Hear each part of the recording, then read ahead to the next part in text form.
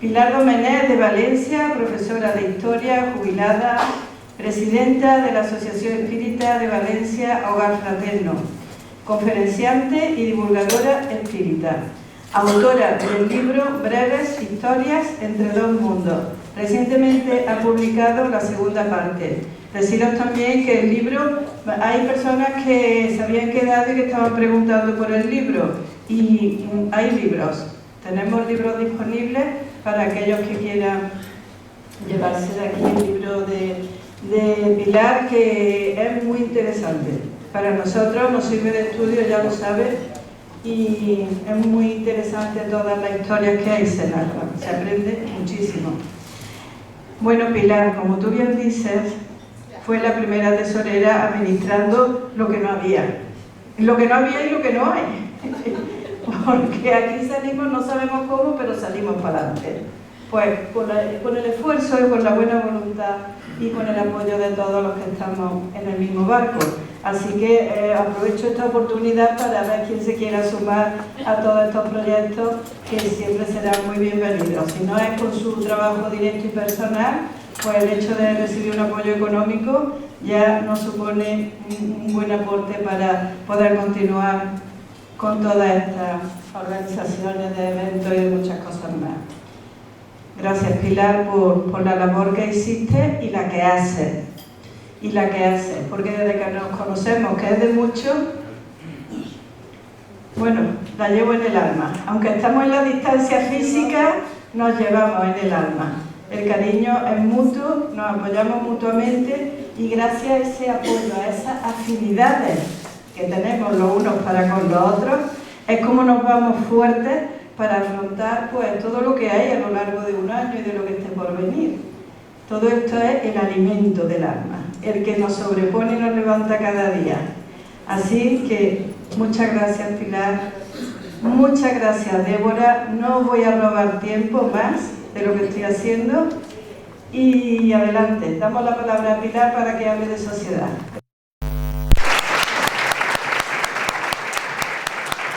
Muchas gracias a todos. Lo primero que quisiera hacer es agradecer todos los besos y los abrazos que me habéis dado todos.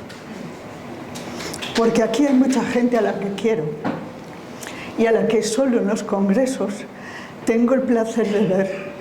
Y ayer me pasé el día abrazando a gente, recibiendo abrazos y muestras de cariño y de afecto, sinceros, no afectos políticos, sino sinceros. Y cuando termine el congreso, a lo mejor no me da tiempo para agradeceros a todos, las muestras de cariño que he recibido. Así que, dicho está, ¿vale? Gracias. Bueno,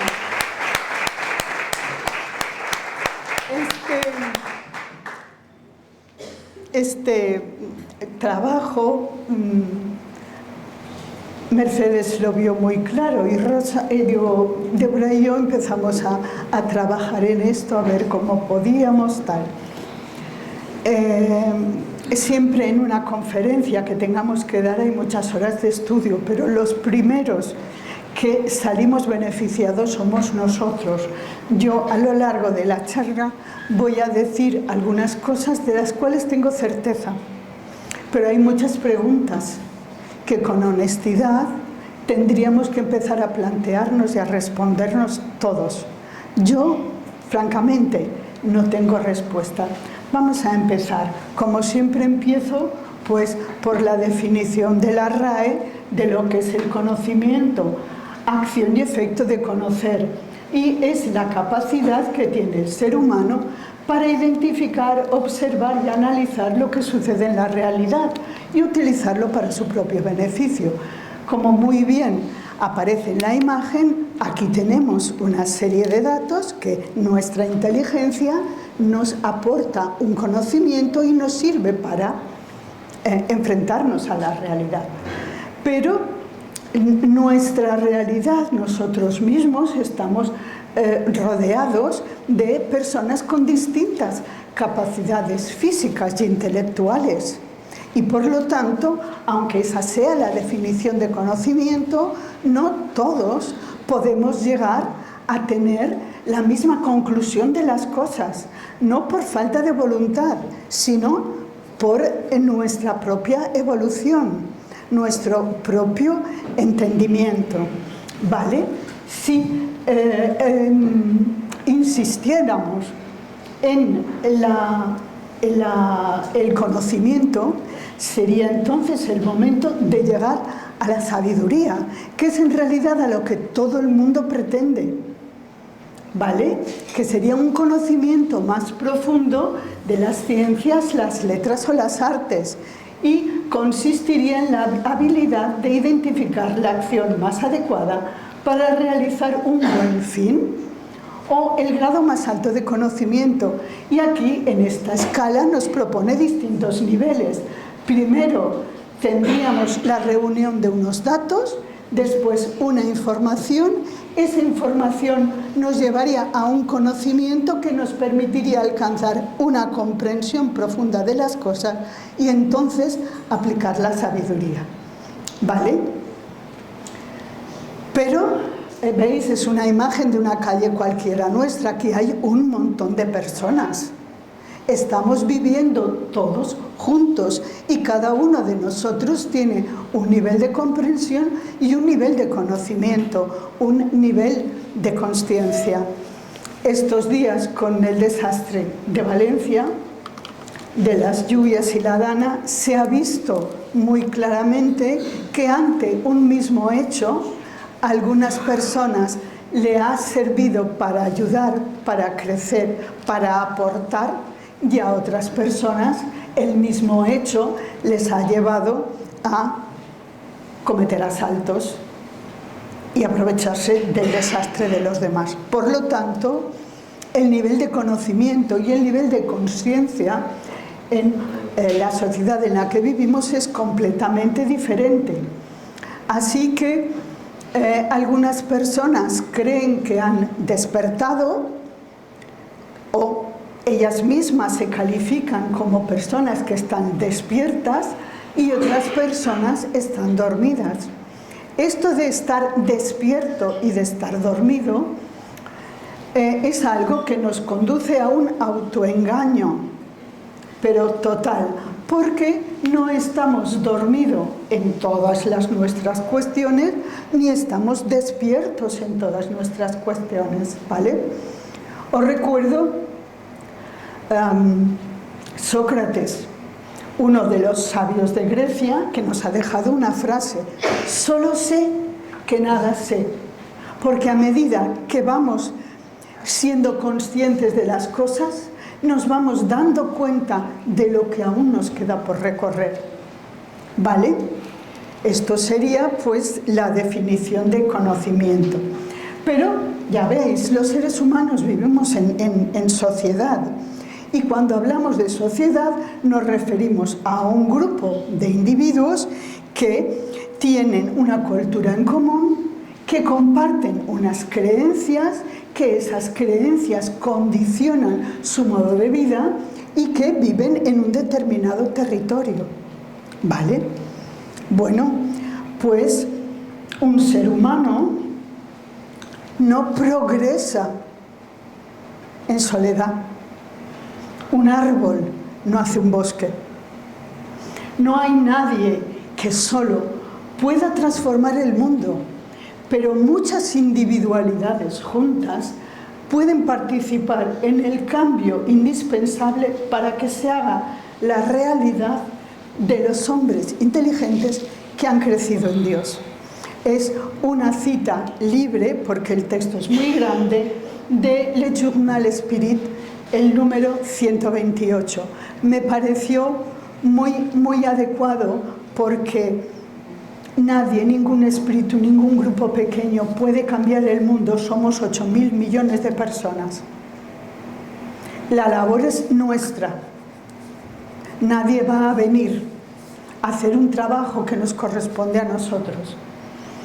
Pero vivimos en una sociedad, vale, no, Vamos a ver cómo ha sido tradicionalmente el conocimiento espiritual. En la antigüedad estaba centrado en los templos de los dioses que fuera y en las academias. Esta es la imagen de la Academia Platónica de Rafael Sanz, que pintó el pintor Rafael en el Renacimiento, cómo él se imaginaba esa academia. En esas academias y en esos templos se explicaba la espiritualidad, y en función de las previsiones de un maestro, a unos sacerdotes o a unos alumnos se les daba una información y a otros se les daba otra información más oculta, esotérica, porque consideraban que estaban esos alumnos en condiciones de aprender. El aprendizaje era un aprendizaje oral. En aquellos momentos solo habían tablillas de arcilla que se quiebran fácilmente, o papiros o pergaminos, pero sobre todo la capacidad de leer no la tenía todo el mundo. Nadie, muy poca gente podía leer y menos podía recibir esa información de lo luminoso, de lo espiritual que estaban dando en los templos o en las academias, ¿vale? De hecho, en la Academia Pitagórica los alumnos tardaban 5 años en poder empezar a preguntar.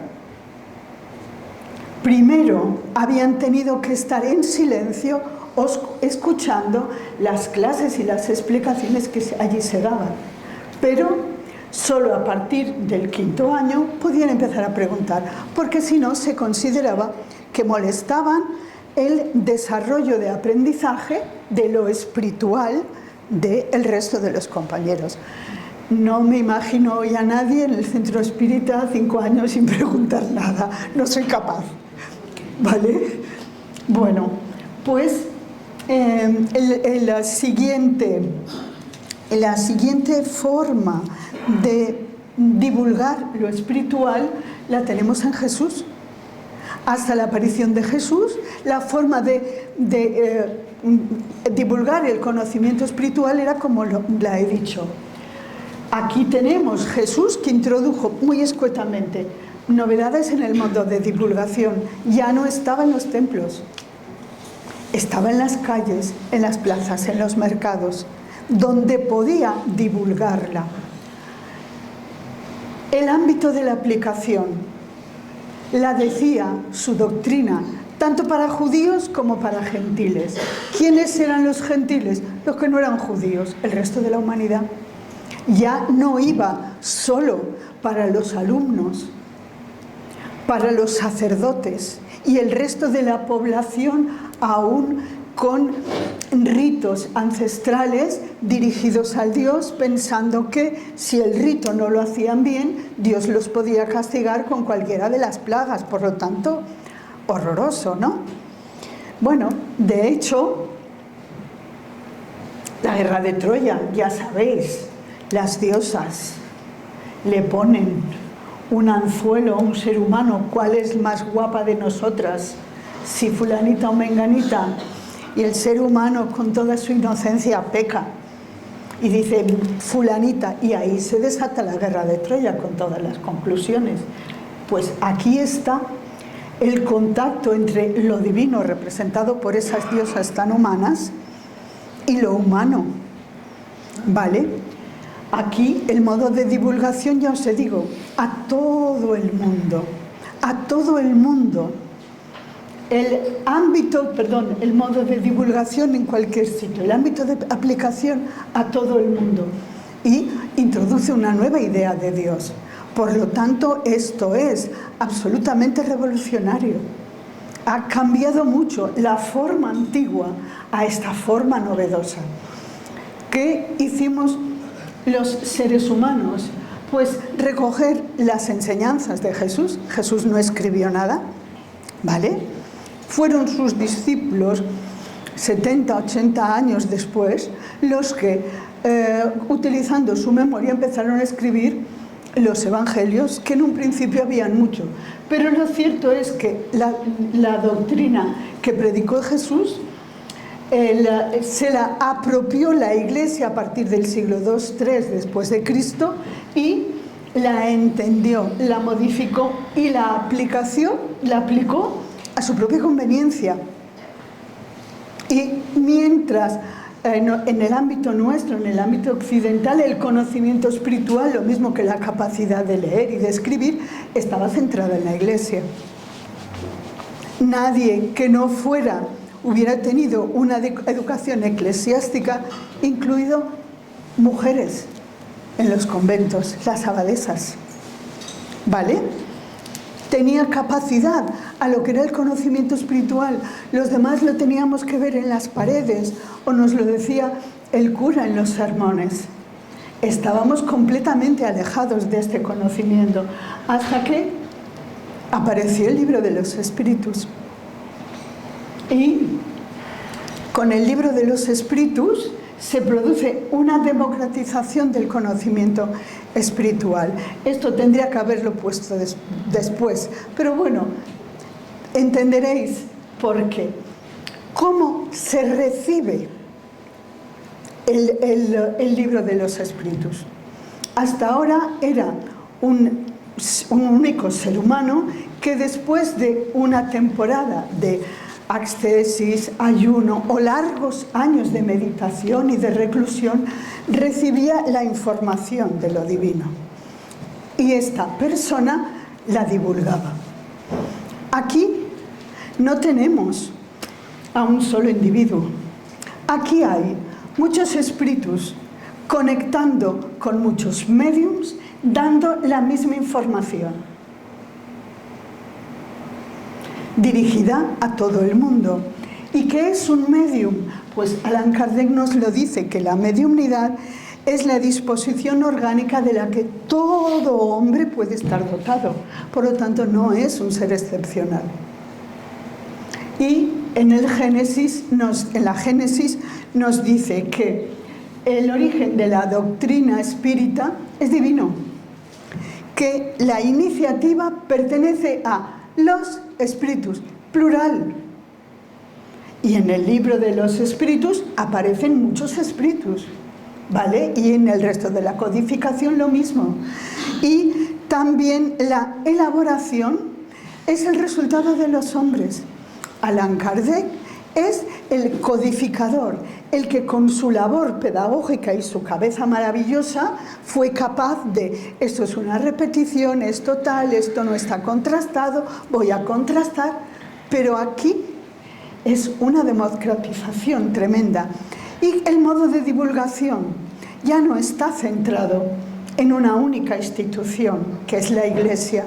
Somos muchos los centros espíritas repartidos por todo el mundo, desde los cuales gente de a pie, corriente, como nosotros,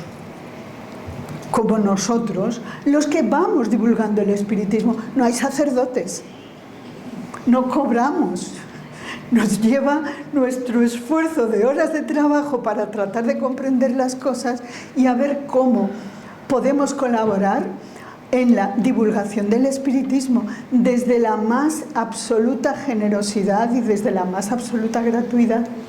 Pero estamos todos en condición de comprar un libro en papel o tener un libro digital. No hemos de recurrir a nadie, ya todos sabemos leer. Por lo tanto, el despertar, el ampliar nuestro conocimiento está en nosotros, está en nuestro esfuerzo. Por eso hablo de democratización del conocimiento espiritual. Está al alcance de cualquier persona honesta, de cualquier persona que sienta esta necesidad. ¿Vale? Bueno, pues estamos así ahora. Desde la segunda mitad del siglo XX, la sociedad ha comenzado a vivir en un tipo de sociedad, ¿vale?, con avances tecnológicos nunca vistos, con un nivel económico extraordinario, pero también con unas implicaciones muy importantes. No, en estos momentos no hay país capaz de detener la inteligencia artificial y las cosas que están apareciendo gracias a la inteligencia artificial, utilizadas según la conciencia de cada uno, acordaos de la Dana, y además no hay país capaz de parar una guerra. Lo estamos viviendo. Lo estamos viviendo. Países que se supone que tienen una gran influencia y que hasta hace poco tiempo decían no te salgas de madre, ¿vale? Caso omiso. Y tampoco hay país capaz de detener el cambio climático. Porque estas tres cosas nos afectan a todo el mundo y traspasan las fronteras nacionales. También ocurre una cosa. Nunca hemos estado tan bien informados como estamos ahora. Pero recibimos tal bombardeo de información y una información tan redundante que no somos capaces de ver qué árbol hay detrás de tantas hojas. ¿Es un álamo? ¿Es un roble? ¿Es un olivo? ¿Qué me está diciendo con tanta información tan redundante? Además, con el conocimiento por parte de todos nosotros de que mucha de la información que aparece en los medios de comunicación es una información sesgada. No se ha contrastado, primera. Y segunda, gracias a la inteligencia artificial se difunden noticias completamente falsas, utilizando imágenes y la voz aparentemente de las personas. Por lo tanto, aquí tenemos una desinformación muy grande, pero las personas seguimos necesitando de respuestas. Seguimos necesitando las respuestas, seguimos planteándonos las preguntas. Señalo a Óscar, porque Óscar ayer nos dio una charla precisamente hablando de estas cosas. Las personas seguimos necesitando respuestas. Pero, ¿qué sucede en una sociedad distópica? Que para perpetuarse, porque sabe que se les está acabando el tiempo, ya no les sirve una lucha honesta, tienen que acogerse a lo peor. Una sociedad distópica, para perpetuarse, es capaz de absorber todo tipo de enseñanzas espirituales y de volverlas desvirtuadas de su propia esencia. Esto lo estamos viendo continuamente. Ahora voy a pasar unas imágenes que he recibido en el WhatsApp mío, pues en un mes, desde el 15 de septiembre hasta el 10 o el 15 de octubre, no más. ¿Vale? Aprende a canalizar, nivel básico y medio, unas cuantas orillas, 180 euros. Es una locura. Es una locura. La imagen de la izquierda pertenece a Giotto, la capilla de los Scrovegni, los vicios, porque me pareció que, aunque está pintado en 1300, es una locura, ¿vale? Esta persona consigue todo esto en estas poquitas horas. Los demás ciudadanos de a pie nos lleva años y un esfuerzo de investigación y de andar, aunque sea a tientas, que no conseguimos. Otra persona, taller de mediunidad, de 18 a 23, 150 euros. La gente va a un cursillo y a otro cursillo y prueba a ver si consigue realmente un conocimiento que le satisfaga. Por eso la inconstancia. Por eso la inconstancia. Otro curso anual explorando los reinos espirituales y he puesto la desesperación. Porque, bueno, te ofrecen la sanación, etcétera, etcétera, ¿vale? Esta es la situación por la cual muchos de nosotros hemos vivido hasta llegar al espiritismo. Hemos recorrido una serie de cursos y talleres en la que, junto con técnicas que son necesarias para la vida, afrontar mejor los problemas cotidianos, eso se nos presenta como espiritualidad y sabemos que no es. Pero es la sociedad en la que nos ha tocado vivir. Todo esto,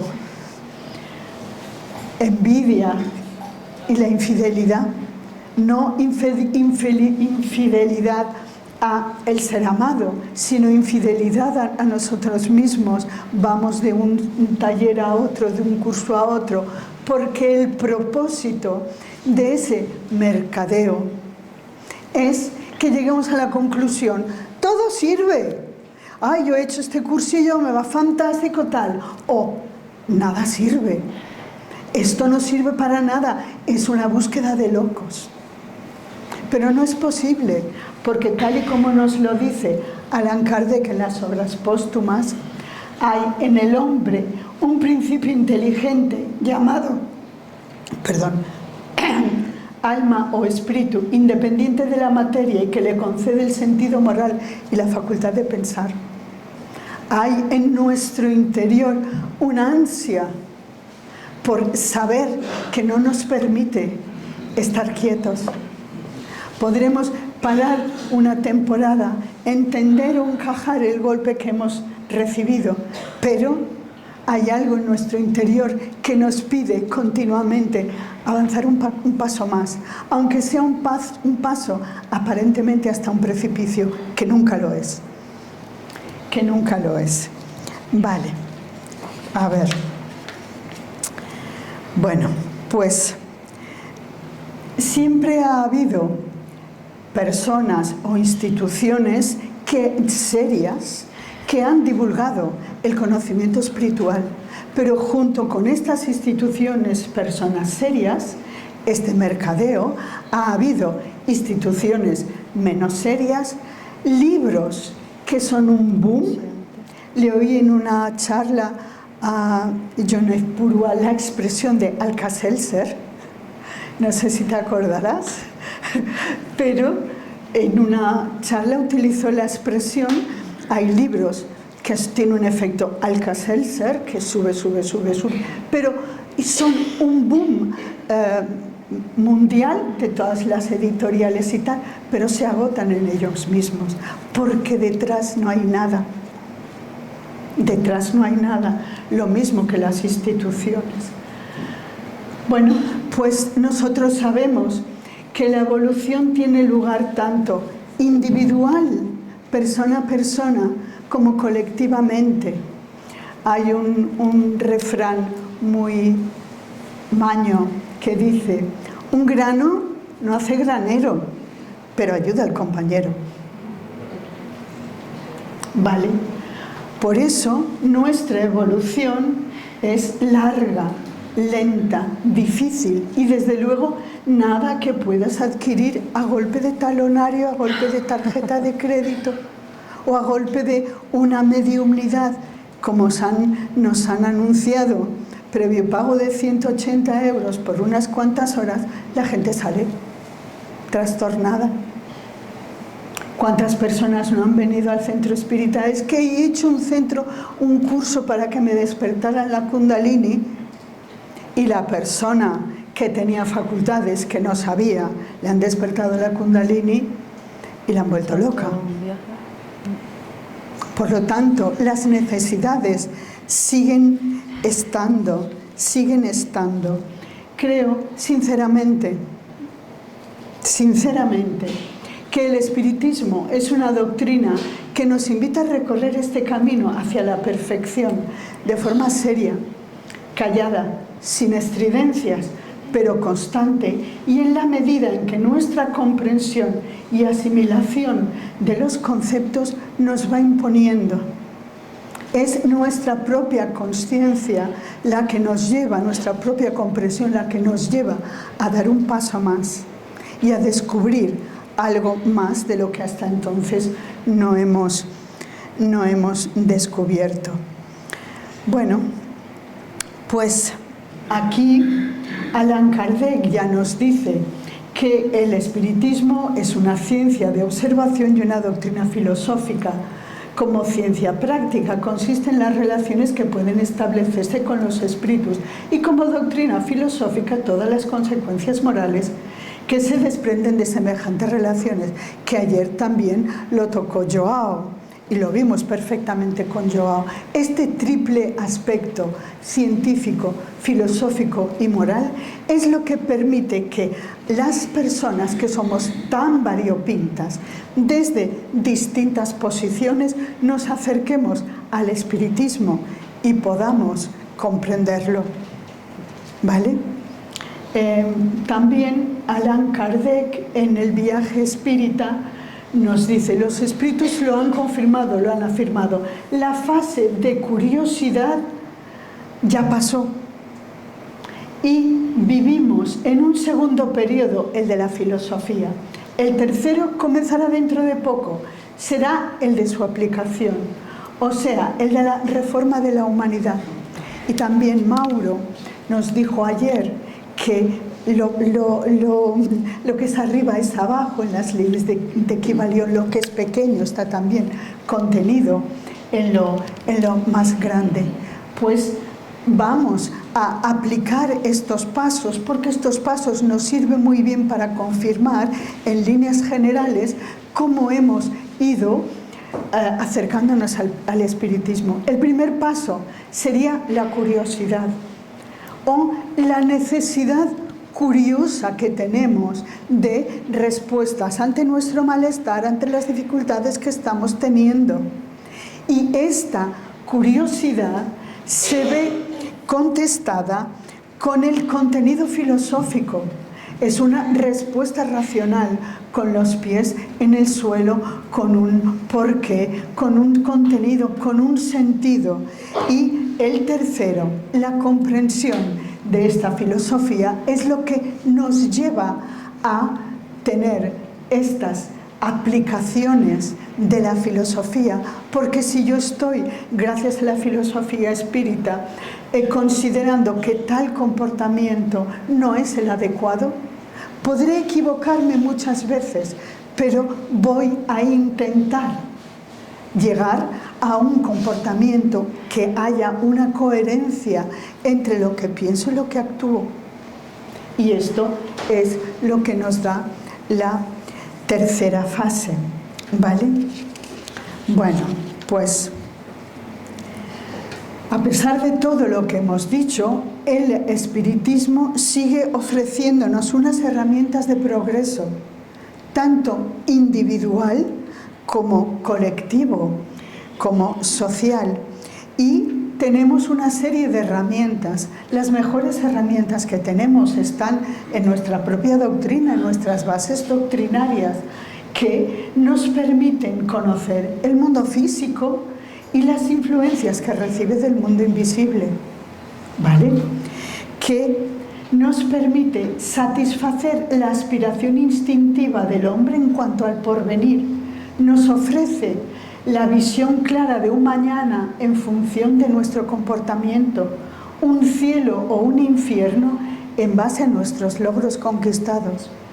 Nos presenta el porvenir con un aspecto que puede ser admitido por la razón. Nos ofrece además una explicación de las experiencias de dolor que nos ocurren en la vida y nos proporciona una forma sana y superior de afrontarlas. Nos acerca a la aceptación plena y consciente de cuántos problemas nos aquejan, confiando, pero buscando su solución, y en el aprendizaje que tal situación nos proporciona. Y con la pluralidad de existencias, estas miserias tienen una razón de ser, admiten explicaciones, y quienes las padecen, en lugar de acusar a la providencia, las consideran justas y las aceptan sin rebeldía. Por tanto, nos aleja de la rebeldía infantil o de la queja estéril. Vale. 5 minutos, madre mía. Vale. Bueno, pues el hombre es más feliz al saber que sus seres queridos están con ellos. Las máximas de que los espíritus nos han enseñado tienden a hacer que los hombres seamos mejores. Pero en las conclusiones de la filosofía espírita hay un principio básico, que es la igualdad de todos los espíritus. Todos hemos sido creados de la misma forma. Entonces, una conclusión lógica de esta igualdad es que tiene una dimensión social. Los espiritistas no estamos en una torre de marfil. Aquí hablamos de la igualdad de todos. Estas fotos son de Robert Capa. Están en blanco y negro porque son de la Guerra Civil Española, pero las estamos viendo todos los días a color en televisión. Estamos viendo cómo la gente se está marchando con todas sus pertenencias y cómo están siendo machacados. Estas mujeres son nuestras abuelas o nuestras bisabuelas en negro. Las estamos viendo en Gaza. Las estamos viendo en Gaza y todos somos iguales. ¿Qué me decís de esta niña? La estamos viendo todos los días. O esta anciana con una calle derruida a causa de la guerra. ¿Vale? Por lo tanto, vamos a empezar a pensar en esta dimensión individual, pero con consecuencias sociales. Consecuencias sociales. Entonces, a mí, personalmente, echo de menos, me gustaría que el espiritismo fuera capaz de, a todos estos desastres que estamos viviendo, que salieran en los medios de comunicación la opinión de los espiritistas en cuanto a estas cosas. Sé que John lo hace, sé que Mercedes lo ha hecho, sé que el espiritismo tiene muchas respuestas que dar a la sociedad, a problemas que son sociales. También sé que los medios de comunicación tienen dueños y que estos bloquean la difusión de nuestras ideas, pero también sé que pueden hacer eso porque somos insignificantes. El Papa lo sacan siempre, ¿no? El Papa ha dicho, aquí nosotros no tenemos Papa, tenemos ciudadanos normales y corrientes, pero sí que hay personas con enjundia y conocimiento para hacerlo. Estos son nuestras fuentes, son los espiritistas que en el siglo XIX y en los principios del siglo XX hicieron del espiritismo en España un gran movimiento. Todos ellos estuvieron luchando por la injusticia, por las desigualdades, por la pena de muerte, por los discapacitados, por las mujeres, por los hombres. Y la propia Amalia, el propio Miguel Vives y Vives, fueron capaces de ver en un problema individual un problema colectivo y fueron capaces de intentar dar respuesta a este problema individual buscando estructuras. Y esto es lo que me lleva a pensar, a plantearme preguntas. Los espiritistas del siglo XXI, a pesar de que hicimos nuestro primer congreso en 1981, no hemos sido capaces de encontrar un modelo de divulgación del espiritismo y de centro espírita que se encaje en la sociedad en la que nosotros estamos. Esto es algo que aún tenemos que hacer. No tengo preguntas. ¿No será que los espiritistas hemos hecho del centro espírita un lugar en el que solo se habla de las teorías del espiritismo y no se tocan estos problemas sociales? Sé que en algunos casos no es así y entiendo que el centro espírita no es un lugar de debate político. Lo entiendo, pero somos seres humanos que vivimos en una sociedad y el espiritismo tiene muchas respuestas muchas respuestas que dará la sociedad, respuestas convenientes y necesarias para todos nosotros. ¿No será que muchos espiritistas hemos creído que por el mero hecho de conocer el espiritismo estamos por encima de los demás? Y somos una élite que, gracias al espiritismo, somos fantásticos. Nada más perjudicial para el espiritismo y para todos los demás. Porque entiendo, sí, que en un centro espírita damos vida, hacemos caridad. Mirar Giotto, le dan el corazón a la caridad y la caridad lo traslada, lo convierte en frutos. Lo espiritual lo traduce a cualidades terrenas y lo mismo nos pasa con la esperanza. En un centro espírita damos vida, viene gente enferma, viene gente necesitada y, como dijo Tamara, a un enfermo y a un necesitado hay que acompañarlo, dando, en este caso, la explicación de lo que necesitemos de hacer o lo que él necesita comprender. Pero en un centro espírita damos vida. Bueno, esta es la misma cita del principio. Nadie solo puede transformar el mundo, pero muchas individualidades reunidas pueden participar en la metamorfosis indispensable para que en la tierra deje de esparcirse el hambre, la violencia, la guerra y sea un lugar digno de acoger a los hombres que han crecido en Dios. Aquí acabo. Muchas gracias.